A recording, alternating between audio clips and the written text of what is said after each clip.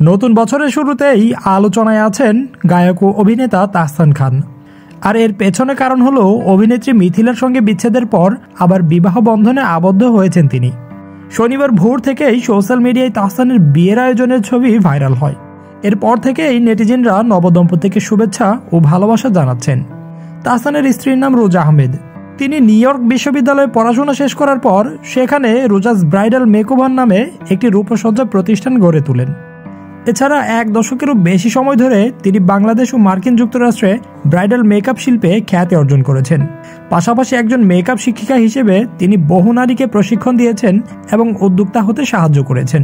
এদিকে মধুচন্দ্রিমার জন্য এই নতুন দম্পতি এখন আছেন মালদ্বীপে।